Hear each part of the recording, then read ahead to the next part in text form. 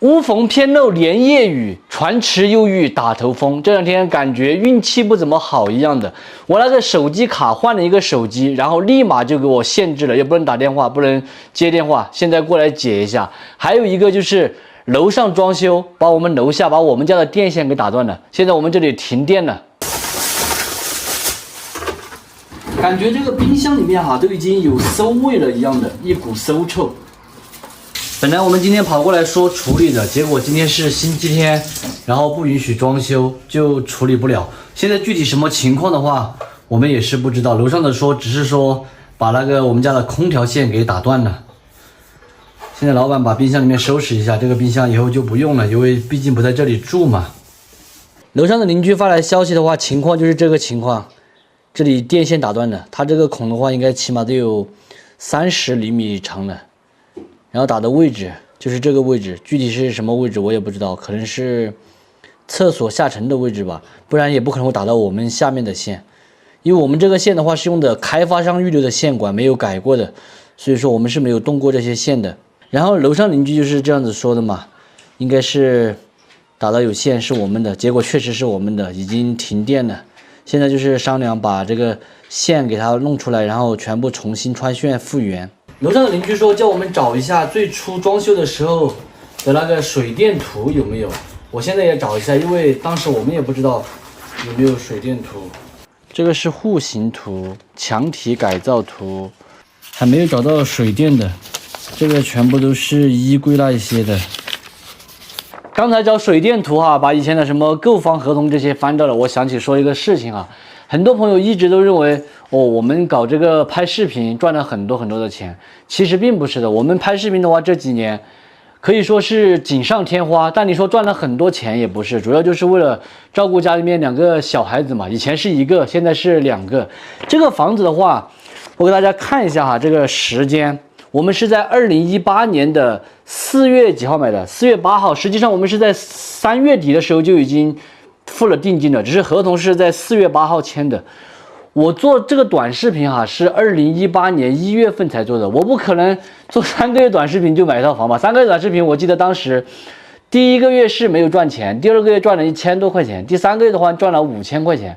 总共3个月就赚了6000块钱。就是在我买房的时候做短视频只赚了6000块钱。所以说这个房子不是做短视频买的，是在做短视频之前我们就已经买了。那个时候主要是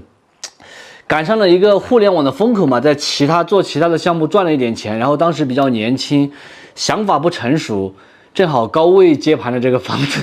因为所有人都在买房嘛，所以正好我们手里面赚了一点钱，然后就想着也买一个房嘛，小孩子读书之类的。其实当时的考虑不是很周全，从各个方面来讲的话都考虑的不是很周全。如果是换做现在，那肯定考虑不一样的。就包括当时我们拍视频出来有很多网友都建议我们，他说有这个钱，你不如去重庆或者是去成都付一个首付，在这里全款的钱。其实那个时候那些朋友的建议是很对的。当然，肯定每一个人都不能预知未来，当时的想法不一样。最主要的是因为当时我和老板2个人太年轻了，考虑问题的话不是很全面，所以买了这套房子。老板说这套房子他是不会卖的，这是他唯一的退路，也是他第一次房子装修的这个房子，他费了很多心血在这个里面，他有感情嘛，总之来说就是这样子的翻到这个合同我才想起，再给大家仔细的看一下这是2018年4月初就买的。所以说很多朋友老是说我们拍视频搞发了财，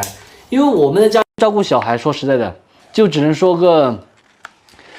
反正比打工稍微好一点。我们又没有什么团队，就是我和老板2个人每天加班，自己拍自己剪自己写创意这些嘛。这个房子从装修完到现在好多年了，一共只住了1年半的时间，就是他上小学1、2年级的时候，然后3年级我们就把他送去住校了。主要是因为我和老板2个要弄这个视频，每天特别的繁忙，没有时间再去接他和送他，所以就把他送去住校了。有时候很多朋友都说我们太残忍了，小孩子这么小就住校。我想着呢，第一个也可以锻炼他的独立性，第2个然后他每周末也会回来嘛，毕竟父母也是在身边的，只是星期1到星期5的时候住在学校嘛，等一会儿都又要送他去学校了。不过现在已经从那个时的小朋友变成了现在的大朋友了10岁之后就是少年了。现在已经10岁了，上4年级，下个学期就开始上5年级了。本来最近家里面就很多事情很忙，拍视频都没有时间，然后又搞这一出，现在又处理不好，所以又只有等明天还得跑一趟。这里我还要吐槽一下哈，就是我这个四川电信的手机卡，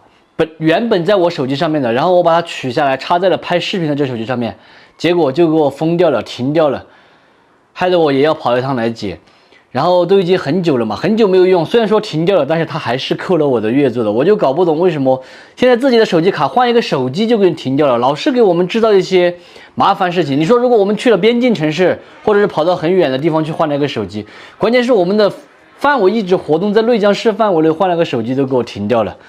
哎，真的是麻烦事太多了哈。现在我要去送这个小孩子去学校了。